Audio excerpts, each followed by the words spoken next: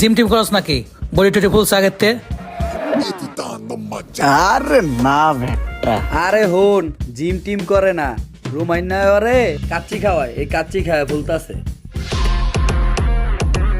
এমনি তাকারে সুসকে রোমানে পোস্টার ছাপাইছে তোরে যে কাচ্চি খাওয়াইছে, বাড়িতে বাড়িতে গিয়া ঘরে ঘরে গিয়া কইতাছে তোরে যে ওই কাচ্চি খাওয়াইছে 10 প্লেট খাইছ। রুমান্নের যে আমার কাচ্চি খাওয়াইছে এটা খবরে ব্রেকিং নিউজ হওয়ার আগে এর একটা ব্যবস্থা আমার নিতে হইব। রুমান্নার বাচ্চা রে, তোর মুখ আমি বন্ধ করতাছি।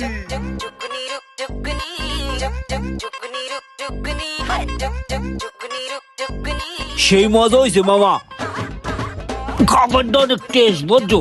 মুন্ডায় চাই ওর পেটটার উপরে একটা পাড়া দরে ফাড়াইয়া লাগে, খা ঝোলা ভর। তোরও কিন্তু আমি খাওয়াইছিলাম, ভুলে যাইস না। মামা হন তোর একটা কথা কই, তুই এর আগে একবার আমার কাচ্চি ডারে খাওয়াইছিলি পেট বইরা, আমি খাইছি, ভরপুর মজা পাইছি, ভরপুর খাইছি।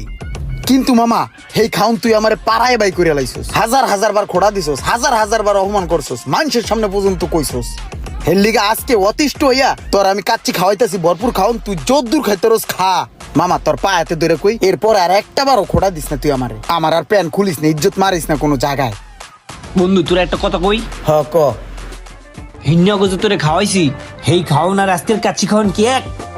সেদিন তোর খাওনটা ছিল সেই অস্থির, সেই টেস্ট কি আজকে আছে?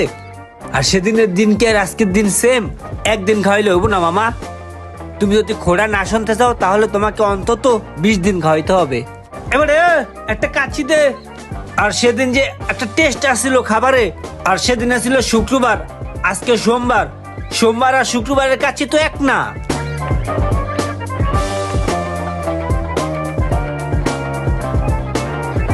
থ্যাংক ইউ ভাইয়া, থ্যাংক ইউ।